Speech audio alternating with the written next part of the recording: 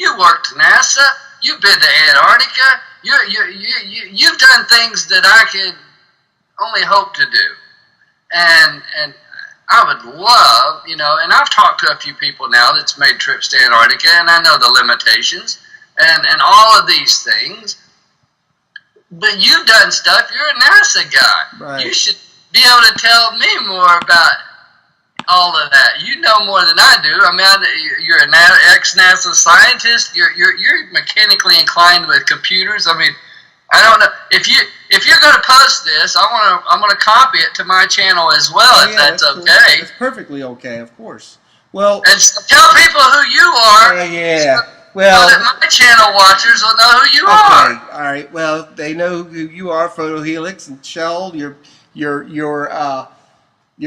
stand-up wife who will kick somebody's butt if they talk bad about you, and and I'm David Beverly, and I worked for 12 years at NASA, and I wasn't a literal rocket scientist. All my friends are the lead scientist at NASA. Those are the kind of the ilk that I rubbed elbows with, I worked with. I was blessed to travel all over the world, literally, in support of NASA science missions. I created a number of technologies. One of them was a robotic tape array data collection system that I installed personally at McMurdo to capture supposed polar orbiting spacecraft as they came around the South Pole, which I didn't know what I know now. There's no such thing as polar orbiting spacecraft, okay? Okay, let me stop you right here just for a second. Can you make your screen big? Can you make us big a minute? Can I make you big a minute? Okay. I mean, because you're going to be the one, I'm just going to copy this video. You're making this video, so I'm going to recopy it. Okay, let me stop. You want to make me big? Is that what you're saying? I just want to see your face big because I want people to understand what you just said. Okay. There you go, yeah. Now, explain that. Here you are. You're a NASA scientist. Well, I'm an engineer. I was a quote-unquote IT guy, but I wasn't. And I started out. Here's how I got hired at NASA, and I'm not making this up. This is how God works. God sets us up, dude. Okay? And it says He orders the footsteps, right, of the righteous, right? And if I'm righteous, because of the Holy Spirit, not because of me, folks. Anybody listening? Anyway, the internet was new. It wasn't even called the internet, the World Wide Web. There was a number of universities and military sites on the web, and I worked for ChemDemil, Chemical Demilitarization, at Aberdeen Proving Grounds as a civilian, but I did tech support for the engineers destroying VX gas, nerve agent, okay? So the internet was new, and I had put my resume on the then internet. This was a day when, if you got free web space, it was literally 30 kilobytes. Kilobytes, okay, of free web space, and that was a big deal. This is how far back it was. Email, there was no such thing as attachments, MIME types. You couldn't attach a photo and just send it, or it was all command line, okay? So this is back in the dark ages in technology world. And I put my resume on the internet. NASA called me. They called me, and it was this lady. She was an IT director, and it just during the conversation, she said she saw my resume on the internet, and I guess they assumed because it was on the internet that I must have known what I was doing because it was pretty new, right? And so anyway, during the conversation, this is how God sets you up, dude. I'm serious. This has happened to me a lot of times because I'm gregarious. I'm friendly. I just say what I think. It's helped me.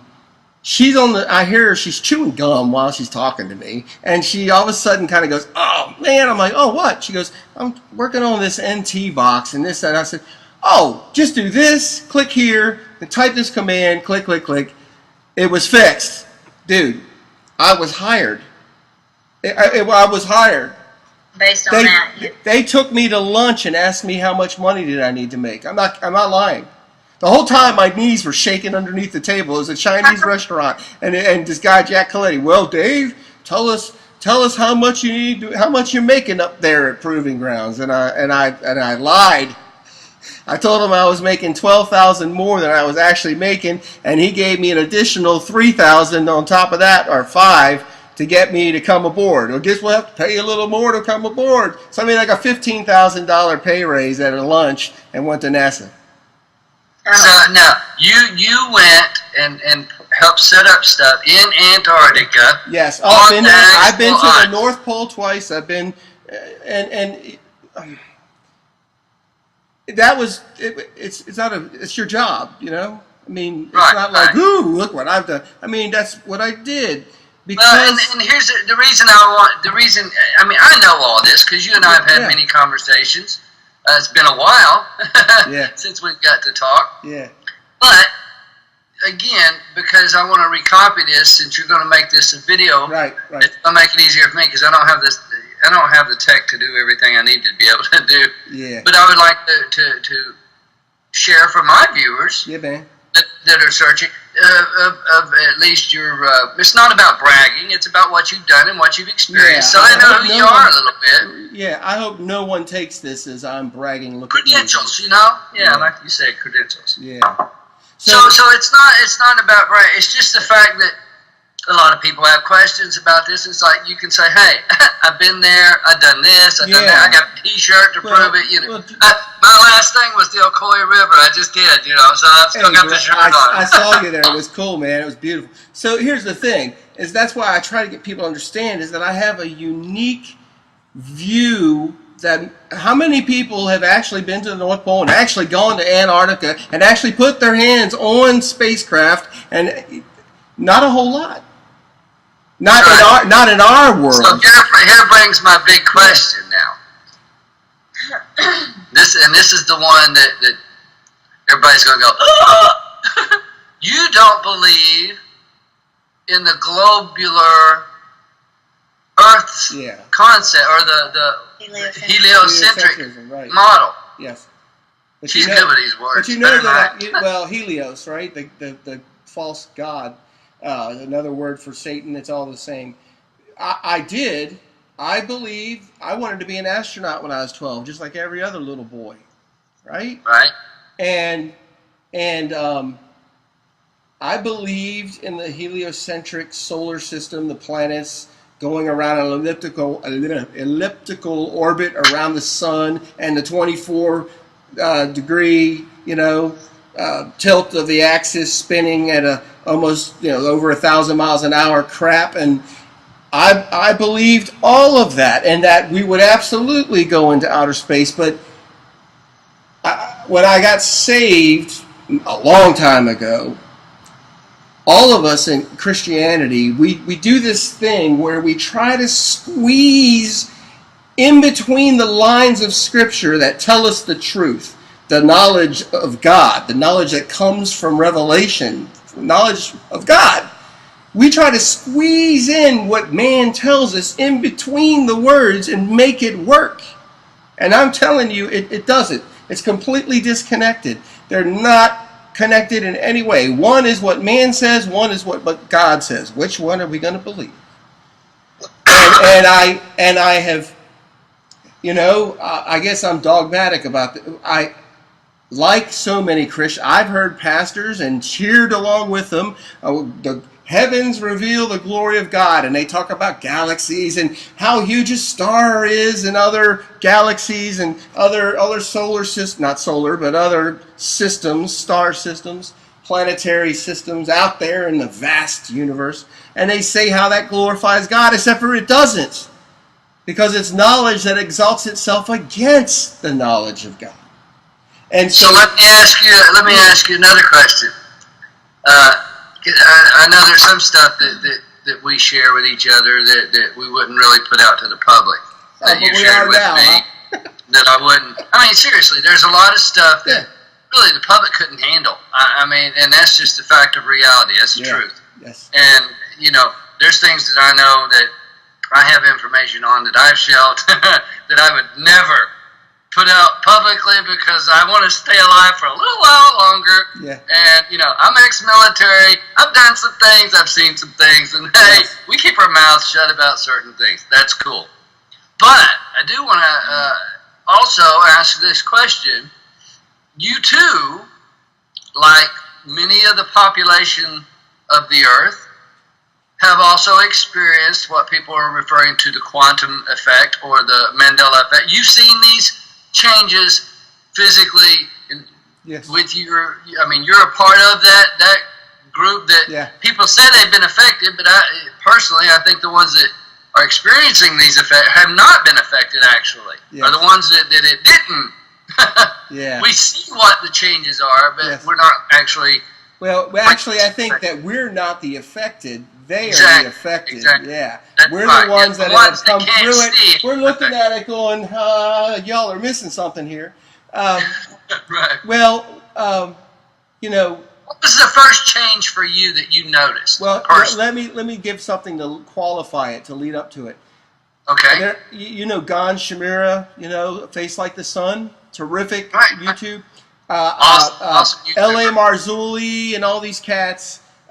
Listen, these guys, L.A. doesn't really delve into CERN that much, but Gon certainly had, and for years, and you have too, we knew something was going to happen. We knew that they were messing with the veil. That is a scriptural word, but a dimensional barrier between us in this realm and something that's in another realm. One of my old videos from 2011. Yeah.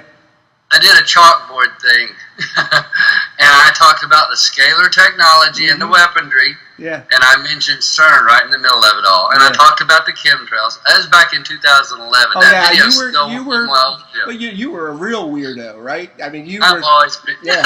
Yes. Well, and so we all knew, and I listened to these guys. I listened to you, and this was before we all caught a change. So we knew something was going to happen, and even the director of CERN, and anybody who's heard any of this stuff, they've heard this a million times. It's almost cliche. The director, the lead engineer, said, we're going to open a doorway, and something's going to come through. We don't know what it is, but it won't. Don't worry, it'll only be for like 30 seconds. I mean, I wrote this in a column that I had sent to you, as a matter of fact. So that we should be concerned was the column name. So check it out.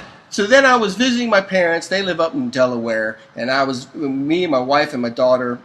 And Paul, was it Paul? Yes.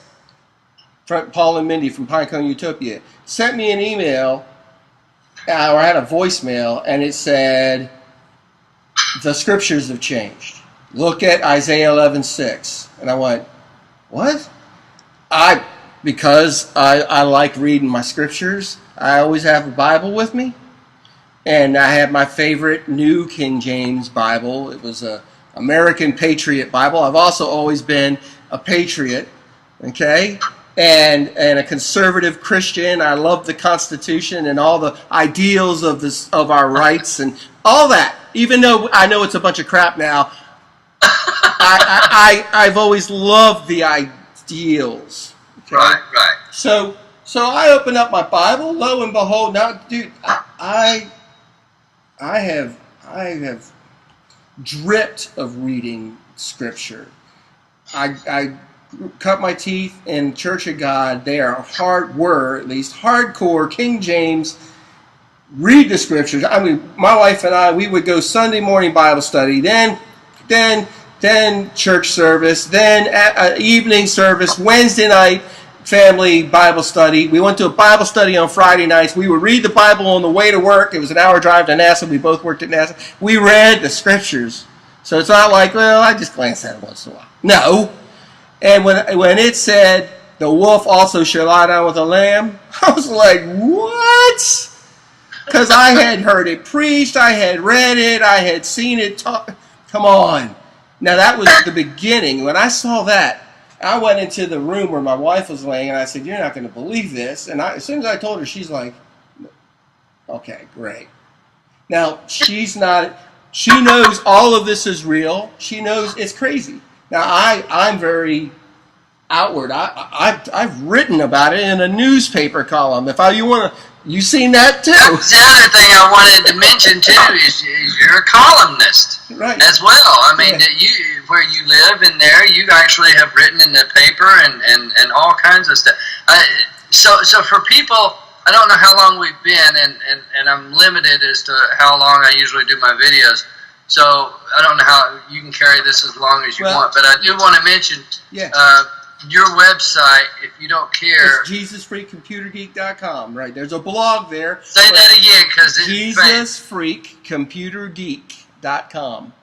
That's my blog, but then I have a YouTube channel by the same name, Jesus Freak Computer Geek. Okay, everybody, so anybody watches photohelix, make sure you check out Jesus Freak Computer Geek and at Pinecone Utopia. They've done some great stuff, man. And I love this man right here that we're talking to. I just want people to know that. I love you too, man. And I do. You really do mean a lot to me. Thank you. You really do, more than you know. And I want people to come and check out your channel. I want people to be awake to all of these things. So if you could give advice before we end on this. Now, me and you are going to probably keep talking for hours, but you know. Well, I can't actually. I want to show you the thing that I was calling about. But to wrap this little segment up, I would say that don't take my word or your word or anybody's word for anything, but also don't hear us and scoff at the very idea and shut down. Look for yourself. That's right. And when you do, this is why I've come to know that the Earth is an enclosed system that's flat. That's crazy talk. When I first heard it said, that's crazy talk. But the person that was saying it, I knew was sound-minded.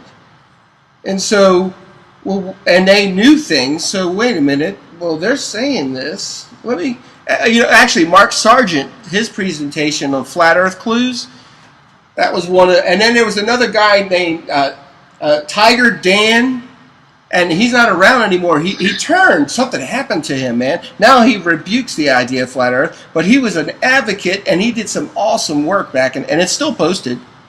Tiger Dan's website. He's from the UK or Ireland or something. But anyway, I would advise people. That's Boston, Richie from Boston. Richie from Boston, man. Yeah. Share what you was going to share with me now. Is this something you can share to the public? Oh yeah, man, yeah, because it's about your 5-minute piece. So, okay, go ahead. Check it out. So what I did is I looked at that fella's comment. Let me go back to sharing just real quick. I'm going to share. Is that right? I hope it's right. Or is it that one? That one.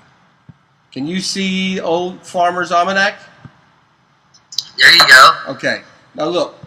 You know that they've been an accurate resource for weather and all kinds of stuff, right? Okay? So I just happened upon it, and they're talking about how often do they happen. This is on Farmer's Almanac, right? Now, digital version. Yeah, I know, but nonetheless, it's that they can update it instantly. So here's the thing. They said there was one area where it said there would not be another total solar eclipse. Say that 5 times fast. For 71 years, and it was the last one. It was in the 1990s. Okay, they made no mention. I got to find the right one. Here we go. Eclipse dates. Is that it? This was late at night after I watched you. Check this out, dude. Okay, total solar eclipses visible from U.S. and Canada. Okay, now that doesn't mean the path of totality, but you can see a chunk of the sun taken out or the totality, right? It says, of course, they got 2017. That's us coming up. By the way, you kept saying the 23rd is the 21st. So yeah. 23rd, Richie corrected me. I know. I saw. Running the military operation. That's cool. Yeah, that's the Black Skies thing. But anyway, look, dude. Now here's the thing. Then they got the April 8th, 2024. Okay, I actually, when I saw this last night, visible in Canada's maritime provinces. Okay? It doesn't say anything about it being a path of totality going across the United States. That's the one that's supposed to start from Texas, going up to New England, and making the X marks the spot. Yeah, the crisscross, they say. And you would think that they would make a small mention of that, no? Okay, which is a little bit odd to me. And there were some others. But I will say this too, though. Farmer's Almanac is not going to be the. I know. They're going to give you a real basic lineup. I did give look you the media blast. I know, and I looked up at the guy's L.A. Times one, but I want to show you something else. It's this one right here, and you can't see it. I'm going to open it up in that browser session. Hang on one second. I'll open it up in here. Where is it? While you're looking for that, I just wanted to say there's another. If people will read the comments, there's a lot of different clips that people had put out, and one of them, and I checked out all the links. One of them shows in 1918. Yeah. And it's almost the exact same eclipse. Yeah, they mentioned that. I know. It's almost the same path. And you can go and look at that one in 1918. They actually an article, and I forget who sent me that one, but I want to say thanks to everybody that has really checked out my channel and was helping me to locate this, and thanks to you as well. Dude, you've done a lot of good work over the years, man. The thanks should go to you guys. You've done a lot of good work. I'm the dirt, bro. Yeah, I understand. All right, so what are we looking at here now? This is that fella that posted that link on your comments last night, and I immediately went to that. And it's just curious because, look, first of all, the media hypes things. So when they say this is a big deal, and there won't be another one for 71 years. Right here, Sunday is the best chance to view such an eclipse here since 1992, and a similar eclipse won't be seen until 2071. Again, no mention that in 5 years there's going to be a daggone solar eclipse that cuts the United States in half. Right? No mention. So let me ask you a question. Do you think that this quantum effect, is it try to possible? stay away from the Mandela effect word because people just seem to like, it's like that's the kicker word. It's a dirty word. It's a conspiracy theory word. It is. Conspiracy theory, conservative, Christian, any of those words are like clicker words that just turn everybody into their hypnotic state of, You're right, so, brother. do you think, possibly, and this is to anybody watching, obviously, that this is a part of the Mandela effect or the quantum effect? Is this eclipse? Some people say we were in the Sagittarian arm originally. But see that. And this is where you got perfect. That cracks me up, though. Who took the daggone picture of us in the spiral arm of the galaxy? Come on, people. Wake up. Wake up. Wake up. You're being played. Okay? They could show the planet Earth orbiting an actual anus and say this is a picture from space. And people might actually believe it. Anyway. You can draw a picture, literally, on anything, of stars, put dots on it, and show it to a child. And if you teach them that, hey, this is where we are in space, really, and you teach them that over and over. And this is why so many people are having a hard time breaking out, because they've been lied to and programmed for so long. And this is why it says, Lucifer, who deceiveth the whole world. That's right. He deceiveth the whole world. Everybody is so conditioned and programmed. But the only reason I mentioned the Sagittarian arms, because that's one of the things that people say, and I agree that, who knows? That's garbage. It's like saying millions of years ago. Heliocentrism and the cosmology of the idea of a vast space, vacuum of space, and 400 million light years distance to a star, and we saw we got a beacon that says there's a planet around it. Listen, all of those are elements of the already in play Great Deception. You just turned green. I hope you got a light there or something, because otherwise people are going to say you're a reptilian now and the lizard just changing alien. I'm not a reptilian. Look, listen. So look, should I start doing my tongue? Anyway, look, listen. Yeah, here's the thing. The Great Deception is not coming, man. We're already born in the Great Deception. We're already born in it. It's not a coming event. The Great Deception is all the lies that are going to get us to believe this false alien invasion that's soon coming, that there are really space aliens and a rigmarole. You know, my wife and I are going to go finish watching that movie with Matthew McConaughey in it, the one where he goes out into space to save the world, and he goes through a... Interstellar. When I watch that movie and the music, it's spiritual. Now, I don't mean like, oh, good. I mean, it is literally, I notice it because God has given me spiritual discernment, but other people would just soak it in who don't have it. It's like, if you don't let yourself get into that alpha state, you know, where it puts you into the hypnosis kind of thing. But if you're actually looking at these things with a study kind of mind, and when you have the spirit to discernment, there really is. That is it's a spiritual movie. It's such a long movie, but it is really interesting. If you when it gets to good stuff, I don't want to give spoilers, but when it gets down in there, some of the quantum concepts they're using to really help promote the New Age agenda and the interdimensional stuff. But there's some true science. The whole time in the movie, I'm looking at my wife going, that part is a true scientific ideal.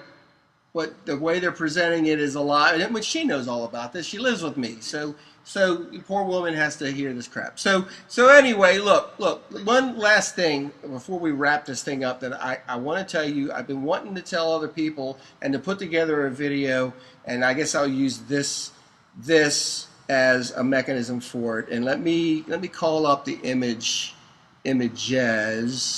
first. Hang on, I gotta find it. Okay, look, you know about Freemason ideals, dogma, imagery, right? I mean, I know you do. Okay. I've got an uncle that's in it. Would die for it. I've got book upon book upon book. I've had insider information from a bunch of different people. I know a lot about that. Let me show you this.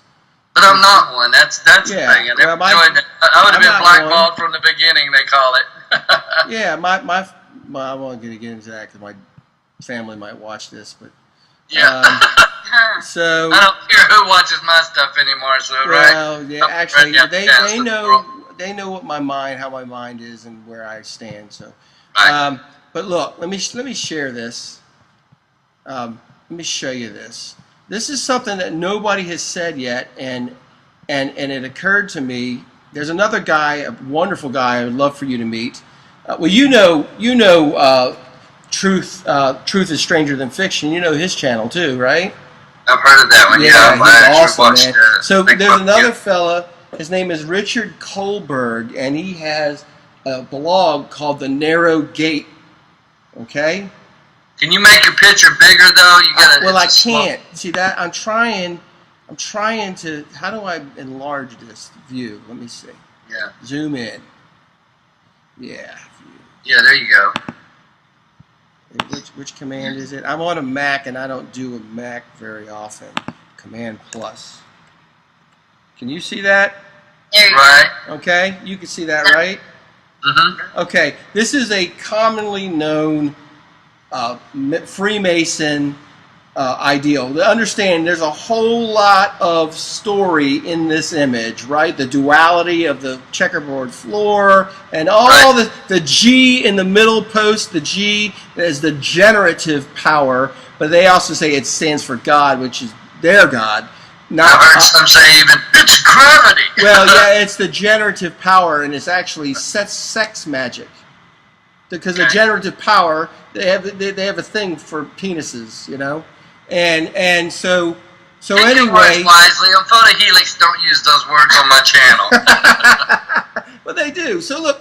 The male and the female. We understand that, right? Okay, so look. So here's the thing. You got the sun and the moon, right? And the eye, and this is the eye of providence, but also known as the eye of Horus, also all-seeing eye, and he's the prince of the air, that eye, okay? Right. So look, here's the thing. Now keep this in mind. Let me unshare it real quick. This is important. A lot of people are not aware of this. This is something I try to point out to people a lot. You see me back now? Yes. Okay. Yes. You know when we watch like some type of not satanic, but a murder movie or something that's really satanic, and it presents a ritual, but it's just actors, you know, and it's just a movie, but I'll tell you, it's a ritual. You realize that in reality, unless you rebuke it, you accept it. This is how Luciferian ideas work. This is how Satan's he's a legalist. See, this is why we pray against things. Unless you rebuke it, you by default accept it. So what happens is when we're watching these satanic, these dark, evil things, we're participating in the ritual because we're accepting it. Now, I'm not saying knowingly, but we are unknowingly, unwittingly participating in the ritual. Okay? And you hear people say all the time that they have to tell you, as far as the elite or the Illuminati or the whatever groups that they're picking out, that we'll just call it the good versus evil, if you will, but they have to tell you what they're going to do up front. They do tell you what they're going to do. God tells us scripturally that he's not going to do anything what he doesn't tell his prophets, That's right? And so Satan, to play on the same rule book, good versus evil. Well, remember, Satan said, I think it's in Ezekiel, he says that I shall ascend the stars of heaven, I shall be like the Most High. Right. Well, see, Satan wants to be like God, and God says, will I do nothing without first telling my servants, the prophets? So Satan says, hey, I want to be like the Most High, so he has his prophets. We call it the media. They tell us everything. They tell us everything. Sometimes it's a news blurb. It's just a little blurb. It just goes out, and you give it no thought, but they told you. They told you. Okay? Or they showed you. So look, here's the thing. Is that image, right? You remember? It's got the poles, the two columns. The little pillars. The pillars and the sun and the moon and the eye in the middle. What we are doing when we participate in this solar eclipse is we are giving homage to Lucifer. Sun worship. Well, it's more than that. It's the sun, the moon, and we're looking. Get that?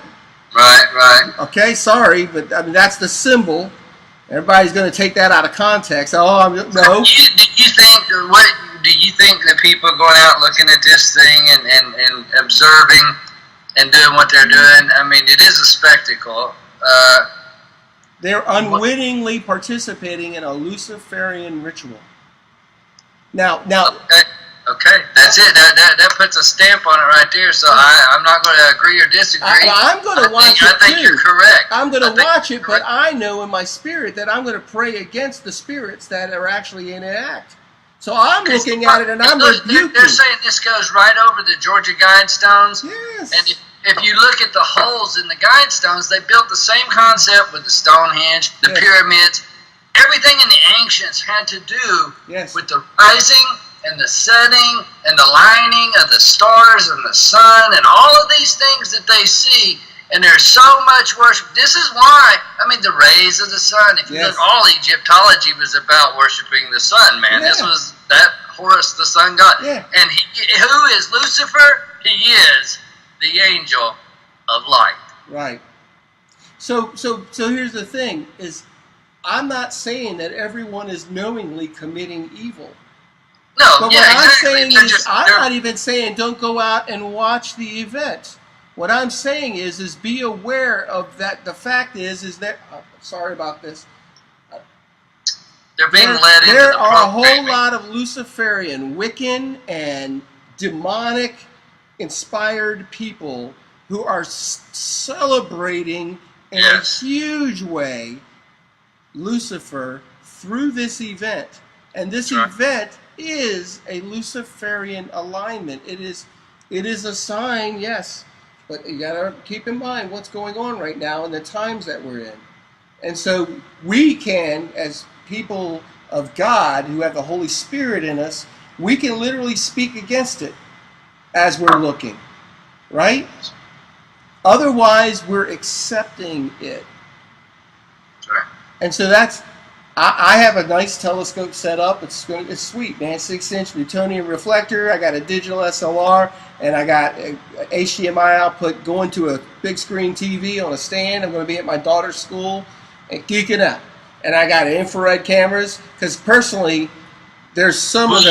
will you be producing footage that people could come and watch on your I'm going channel? to probably post it on my site after I gather, because I'm going to have at least 3 different camera sources. One Okay. is going to be with the solar filter on it. One's going to be an infrared shot, and one's going to be just visible light with UV filters.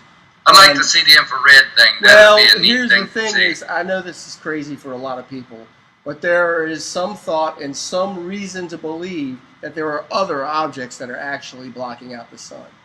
And what do you think about that? I think that is highly possible, if not even highly probable, but at least possible. And I've seen the footage, and they weren't looking to mock or to do anything. They were following an eclipse in a plane, and they captured what looked like glass orbs tracking and covering the sun for the eclipse. Here's another thing. It doesn't make any sense. If the moon is covering the sun, and you can literally, as it approaches and covers the disk of the sun, it's a black disk, right? And then it goes over the sun. How come you can't see a black disk as it's approaching? Like over here, 20 degrees away. You know what I mean? How come we're not seeing a black disk approach the sun? You don't see a black disk until some disk is in front of the sun. Well, what is that? It doesn't make any sense. The sunlight is coming to us, again, this is from what science in the world tells us, 93, 94 million miles away. All the light rays are parallel coming at us. Straight lines coming at us.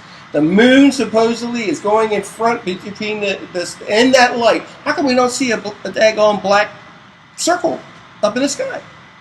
What's the deal? Doesn't make any sense. But we see it when it goes in front of the sun. You follow me though? I'm following you. It doesn't make any sense that we should see a blackened circle in the sky quite often, as a matter of fact. And you're an ex-NASA guy. Come on. No, but that doesn't mean jack, man, because I'm dumber than a box of rocks. It doesn't mean anything. I'm just saying, logic dictates. The solar rays are coming at us, except for the models they're showing us now, where the sunlight comes at a point. Comes all down into a point. Yeah. Only because it works for what they're trying to tell us, right? But light goes in a straight path. Straight path. All of those light rays come at us at parallel and at 90 degrees, bam, hitting the earth, and whatever comes in front of us, how come we don't? It comes in front of the sunlight all the time. Why don't we see a black circle? And then there's the whole thing about the shadow. Thrive and Survive. Mr. Thrive and Survive did a great spot talking about shadows. Look, guys, shadows do not. Well, you can't see the shadow. Can you see the shadow on my hand? Shadows, when I get closer to the light, don't get smaller and tighter. You can't see it on my hand. They get bigger. If the moon is a quarter of the size of the Earth, practically, we'll say it's 1/5 the size of the Earth. We'll give it some play. If in fact it is, then that shadow should be huge, not this tight, pinpointed thing, right?